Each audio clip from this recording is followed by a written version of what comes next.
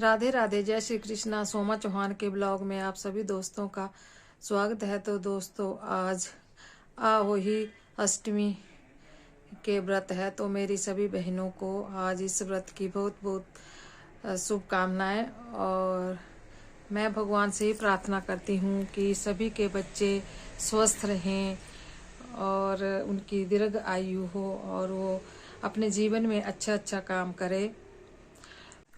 और दोस्तों, तो आज इस व्रत को रखने में बहुत सारी जो चीज़ें हैं उनका हमें ध्यान रखना पड़ता है, क्योंकि आज हम सब्जी नहीं काट सकते हैं और जो है जैसे कहीं हम निंदाई नहीं कर सकते, ज़मीन को नहीं खोद सकते, तो इनसे हमें आज बचना चाहिए। और आज जो है बहुत सोच समझ कर ये व्रत करना चाहिए, ताकि किसी को इस व्रत करने से कोई हानि ना हो और सभी के बच्चे ठीक रहें, स्वस्थ रहें, मस्त रहें और अपने घर पर अच्छे रहें।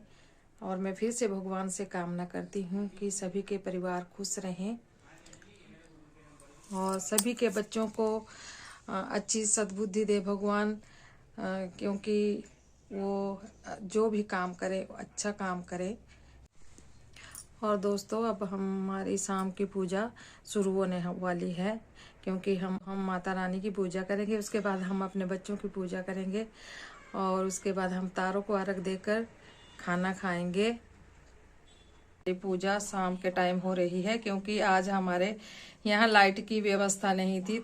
जितना हमें थोड़ा सा यहाँ पूजा पाठ आती है उतनी की है। हमने कलश की स्थापना की है, शिव जी भगवान जी रखे हैं, लड्डू गोपाल जी रखे हैं और यहाँ हमने जो है अपने बच्चों को जो भी खाने की सामग्री है वो रखी है और हम अपने बच्चों को ये देने वाले हैं। देखो, यहाँ सभी बैठे हैं और यहाँ हम अब कथा करने वाले हैं और हमारे सारे बच्चे यहाँ बैठे हैं और तिया भी हमारी बैठी है। और आज हमारा बेटा जो है वो दिल्ली में है, तो हमें उसकी बड़ी याद आ रही है, तो उसके मेवे रखे हैं और मैंने उसके लिए पैसे भेज दिए थे कि आज आपने जो खाना होगा वो आपने खा लेना। और ये हमारी माता अहोई माता यहाँ बैठे हैं। देखो दोस्तों, अब हमारी कथा शुरू हो रही है और आप भी सभी हमारी कथा सुने। अहोई आठे अष्टमी व्रत के पूजन की विधि। यह व्रत कार्तिक लगते ही अष्टमी को किया जाता है, जिस वार को दीपावली होती है। अहोई आठे भी उसी वार की पड़ती हैं। इस व्रत को स्त्रियां ही करती हैं जिनके संतान होती है। काल दीवार पर अष्ट कोष्ठक की अहोई की पुतली रंग भर कर बनाए। उस पुतली के पास सेई तथा सेई के बच्चों का चित्र भी बनाए या छपी हुई अहोई अष्टमी का चित्र मंगलवार दीवार पर लगाए तथा उसका पूजन कर सूर्यास्त के बाद अर्थात तारे निकलने पर अहोई माता की पूजा करने से पहले पृथ्वी को पवित्र करके चौक पूर कर एक लोटा जल भरकर एक पटले पर कलश की भांति रखकर पूजा करें। अहोई माता का पूजन करके माताएं कहानी सुने। पूजा के लिए माताएं पहले से एक चांदी की अहोई बनाएं, जिसे स्याऊ कहते हैं, और उसमें चांदी के 2 दाने मोती डलवा लें। जिस प्रकार गले में पहने के हार में पेंडल लगा होता है, उसी की भांति चांदी की अहोई डलवा लें और डोरे में चांदी के दाने डलवा लें। फिर अहोई की रोली चावल दूध व भात से पूजा करें। जल से भरे लोटे पर सतिया बना लें। एक कटोरी में हलवा तथा रुपए बायना निकाल कर रख लें और 7 दाने गेहूं के लेकर कहानी सुने।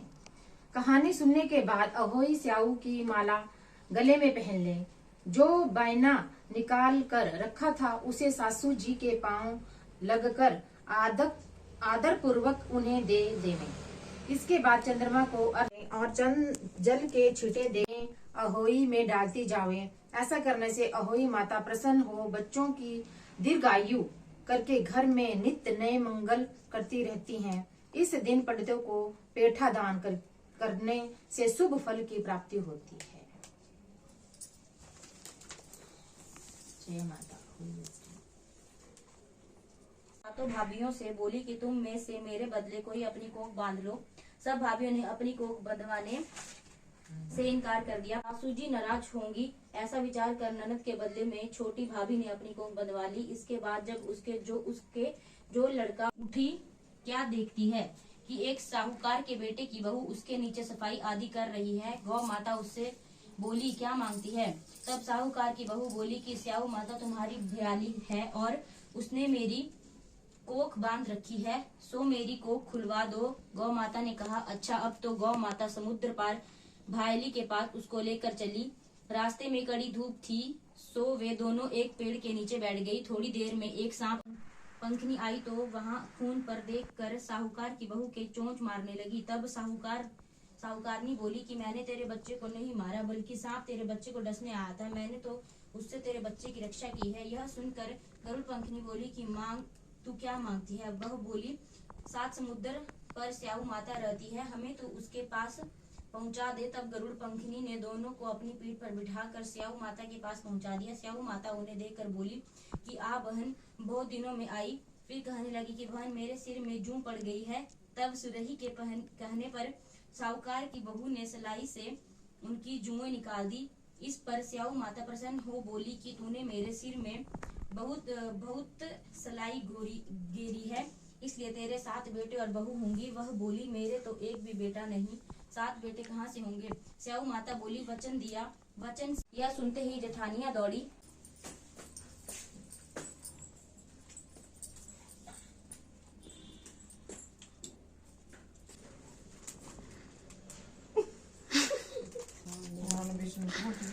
ओम विष्णु विष्णु विष्णु भगवान। कोई काय तो अब सीधी चाहिए 2। त्या थमनारा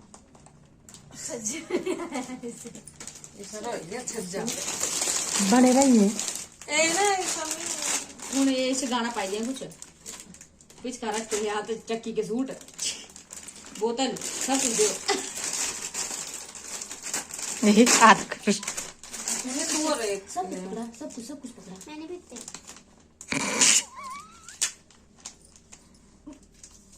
मार करना ला नहीं पहले तुझे जूस नहीं आया, मेरे के जूस आया, फिर ईसा के जूस था, फिर एक्स्ट्रा हो रहा है कन्ना के फूल।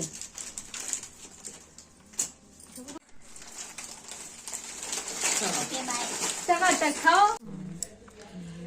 देखो दोस्तों, तो मेरी बहन ने है आज व्रत का उद्यापन किया है और यहाँ इन्होंने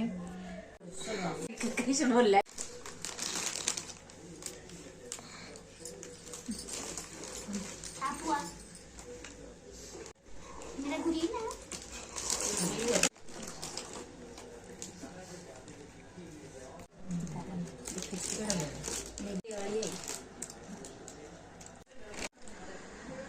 अगर दोस्तों आपको मेरी ये वीडियो अच्छी लगी हो तो लाइक शेयर सब्सक्राइब करें। फिर मिलेंगे नए ब्लॉग के साथ, तब तक बाय।